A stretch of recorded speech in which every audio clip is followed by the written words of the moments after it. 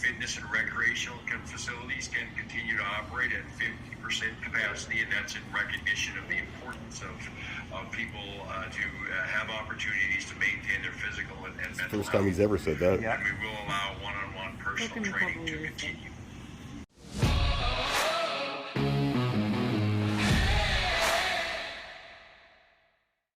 Hey there, Coach Devin here. So, new restrictions here in Nova Scotia.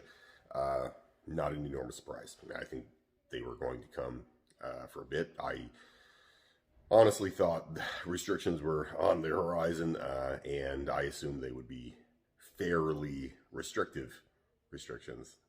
Draconian, maybe draconian would be a better word, especially in the case of Quebec is closing. It has already closed, gyms, bars, restaurants, sporting events, theaters, etc. I really thought that we would see a pretty serious set of restrictions today. And, well, I'll let you listen to it. I got a little bit of Dr. Strang talking about the restrictions. We're going to listen to that right now. And will be in place at least until January the 12th.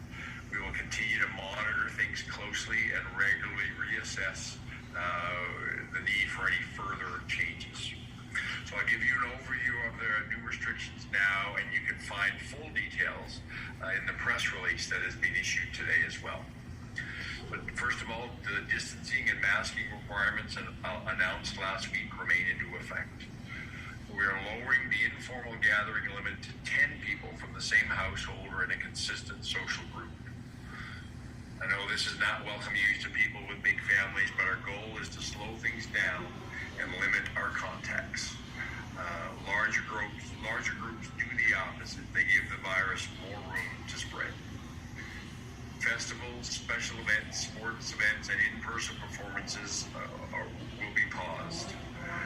Groups of 10 indoors and 25 outdoors can participate in sport practices and training, but spectators, games, and tournaments will not be allowed. And the same group sizes will be allowed for arts and culture rehearsals and for virtual performances. But again, no spectators, no performances or competitions, and no competitions and no in-person performances will be allowed. For events held by a recognized business or organization, the gathering limit will now be 25% of legal capacity to a maximum of 50 people indoors and outdoors. It's still not us. This includes things like faith services, wedding ceremonies, funerals and associated visitations, movie theaters, meetings, and training. Wow. For weddings and 25 people in a movie theater. Receptions will not be allowed, but we allow the actual ceremony and with funerals associated visitations. It's important at this time of year, but in-person faith services will only be allowed to have one person singing. Will not allow choirs or congregational singing, and that's simply a reflection of singing significantly increases the likelihood of spread of a virus into a shared airspace.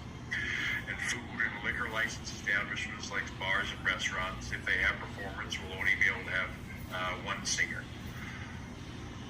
Places like retail businesses, malls, museums, libraries, and recreation and leisure businesses and organizations will be able to continue to operate, but at 50% capacity. Called it. I knew that. And for them, they previously established plans to, with directional arrows and other things that help control the flow of people and keep distancing. We're asking them to put those back into place as quickly as possible. Good thing we never took them out. Manage that 50% capacity. Fitness and recreational facilities can continue to operate at 50% capacity, and that's in recognition of the importance of people to have opportunities to maintain their physical and mental health. First time he's ever said that. And we will allow one-on-one personal training to continue. There we go. Food and liquor license establishments can continue to operate, but at 50% capacity, and there needs to be the required physical distancing between tables, and there will now be a limit of 10 people per table. And as well, they will have to stop dine-in service at 11 p.m. and close to any seated service at midnight. But takeout and pickup will still be allowed beyond midnight. So overall, I don't think those are unfair restrictions. I mean, obviously it's going to be a problem for families, including my own family. We have 12 people in the immediate family that we had planned to get together, so that will make some changes for that. It's obviously frustrating. No one wants to not get to see their family at Christmas. It's a tough run, right? But I do think that sometimes you have to make tough calls. And while I'm not a fan of draconian type restrictions, I do think that this is necessary. Going to 50%, I pretty much felt like we'd be going to 50% capacity. For us, it doesn't change a whole lot. I mean, we basically, if we packed our gym to the numbers where we're allowed to pack the gym to, at 100%, it would be stupid. So we've never really been anywhere near there anyway. So that's just one of those things. I think it's not surprising to go to 50%. For us, it doesn't change a whole lot because we've been operating more at the 40 to 60% capacity anyway with the rules we've had in place. So it doesn't change a lot of things in that manner. So to me, I'm happy that we've kept our rules really strict in the gym, and we've been smart about what we've done. And they didn't shut down restaurants, which is, I think, a good thing for the economy. I didn't shut down bars. I mean, I think they've done a lot of good things here. It could have been a lot worse. BC has done a lot more draconian type restrictions. It's not saying that those restrictions won't come here at some point. I mean, I'm hoping that doesn't happen, but that doesn't necessarily mean it won't happen. And BC's has shut down a lot of things. I did love, and I got to give some props to Dr. Strang today. He talked about how gyms are important for physical health and physical well-being, and it's the first time I've heard that from a health official in Nova Scotia. I think it's great. It's about time we talked a little bit about the fact that the more healthy you are, the better off you'll be in every situation, coronavirus being included.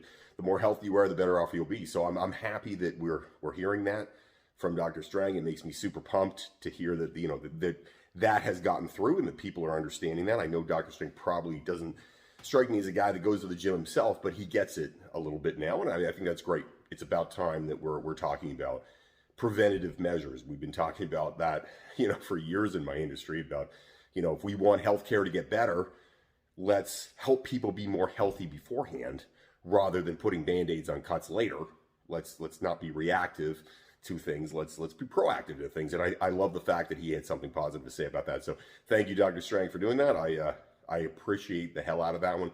Hopefully, let's keep our fingers crossed we don't see more restrictions and that we all can get through this and things can still be open. And hopefully to God, come New Year's and into January, we'll see the end of this wave. But everybody, please stay safe. Do the things you're supposed to do. We're trying to do all the things we can at 360 Fit, and hopefully we'll see the end of this thing soon.